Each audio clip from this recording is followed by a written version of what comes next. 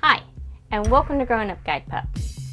This week we took Ricky on one of the most challenging outings she has ever been on. We took her for her very first airplane ride. So we started our adventure hopping in the car and driving to SFO Airport.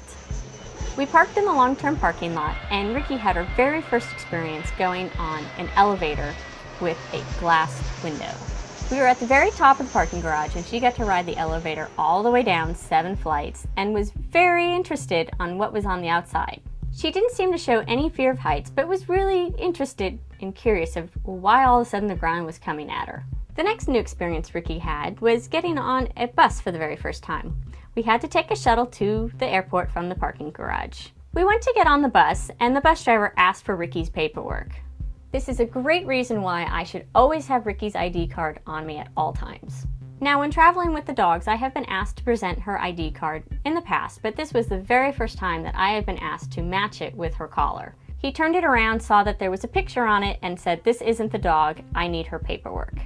Well, I explained to him that she does have an ID number, and it matched the number on her collar and also the tattoo in her ear. Once I took off her collar and showed him the ID number matched, he was fine with us getting on the bus. We were unable to get a lot of video footage of Ricky going through security, but she handled it like a pro. So Ricky and I were not allowed to go through the metal detector together. So one of the big reasons why we have waited to do this type of trip with Ricky is to make sure she is very reliable in her downstay. Because I had to leave her in a downstay as I walked through the metal detector. Now granted, there's a lot of distractions, other people walking by, so I had to make sure she was really ready for this. When Ricky was walking through the terminal, she handled it really well. There's people everywhere walking all different directions, and not only that, they're dragging suitcases and other things behind them, which also make noise and can be a pretty big distraction. This didn't bother Ricky one bit. Before our flight, we did take Ricky over to the window so she could see the airplanes on the tarmac and also hear the noises that they make, and try to get her a little bit more comfortable with the whole entire experience. So when it was finally time to board the plane, Ricky also handled this without any issues. It can be a little frightening because you're walking right up to the plane, it's kind of loud, you can smell the jet fuel, there's people crowding, and you're walking through a tunnel. So we got to our seat and we tried to get Ricky settled as much as possible. It was a very tight fit. It was a very small plane with 2 seats on either side of each row. And there was not enough room in the overhead bin for us to put all of our carry-on luggage on, so Ricky had to sit with some of it. We did put Matt's jacket down on the floor for her so she had something comfortable to lay on to help minimize her discomfort. Ricky settled into the seat nicely and had no problem when we took off. The noise didn't seem to bother her, and the feeling of takeoff didn't seem to faze her.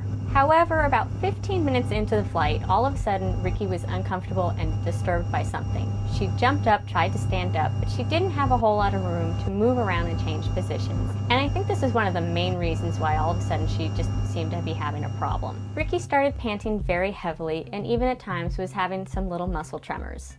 Now, it wasn't a huge panic attack. She wasn't crying. She wasn't trying to get up. She really did maintain her composure.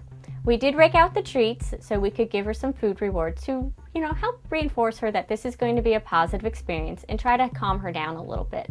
We were really surprised that Ricky had some anxiety on the flight. This is the first time she's really portrayed any of these behaviors and weren't really expecting it. Ricky did settle down, and when we did land, she had no problem with this. It didn't seem to bother her at all. We did wait for pretty much everybody to leave the plane before we left our seats. We were in the very last row, and it was a very tight fit, so it was just easier for us to get Ricky off the plane after waiting for everybody else to leave first. And she handled it really well. No pulling, no lunging. She walked off the plane very nicely and back through the terminal until we got outside. Okay, so obviously when you fly somewhere, you gotta fly home. So Ricky's experience flying home was a little bit different than her experience flying to our destination. So on the flight home, Ricky had a bigger airplane. So we had more room for her, and this time it wasn't a full flight and we had enough storage room to put all of our carry-on luggage in the overhead bins. not to mention there was a lot more legroom for her. So we ended up with an hour-and-a-half delay where we were actually sitting on the plane for that whole hour-and-a-half on the tarmac waiting for approval from the tower to get our takeoff. The delay didn't seem to bother Ricky at all. She was much more comfortable on this airplane. She had a lot more room to stretch out and change positions, and I think that was a huge factor of why she was uncomfortable on the flight earlier. So when we finally took off and got going, Ricky seemed to handle it very well. But once again, a few minutes into flight, Ricky started panting. This panting wasn't nearly as bad as the first trip. She seemed much more relaxed, but still needed a little something to calm her down. So when the beverage cart came through, we asked for an extra cup of ice so we could give a little bit to Ricky. This seemed to help her tremendously. She was probably pretty thirsty after our long delay, and Matt sat there and fed her ice chips very slowly, and she seemed to settle right down and ended up sleeping the entire flight. Ricky loves ice cubes. She thinks they're one of the best treats in the world. And giving her ice cubes over a bowl of water also makes it so she doesn't have to go to the bathroom as quickly. There's not as much water in the ice cubes as a bowl of water, and it seemed to really help settle her down, and she just really handled the rest of the flight like a pro. Now I want to make it clear that a trip like this is not for every puppy. Ricky's only the third puppy that I have attempted to put on an airplane, and this is because a lot of our other puppies have not been mature or had the confidence to handle a trip like this. Ricky has proven time and time again that she is super reliable with her potty habits. She is actually one of the best puppies we've ever raised in her relieving. She's always consistent and never has any accidents on us. And this is important for doing a trip like this because once you enter that airport, the only way you can take your puppy out to go to the bathroom is to re-exit and have to go all the way through security again. So I want to thank Guide Dogs for the Blind for granting us permission to take Ricky on an airplane. It proved to be a great experience for her. And I also want to thank United Airlines for allowing us to take Ricky into the cabin. They're one of the only airlines that I know of that will fly the puppies in training in the cabin. Because Ricky's not a certified guide dog yet, most of the airlines will not take her. So stay tuned, we've got a few extra episodes coming your way of Ricky's birthday special in Disneyland. So I'll see you all next time on Growing Up Guide Pup.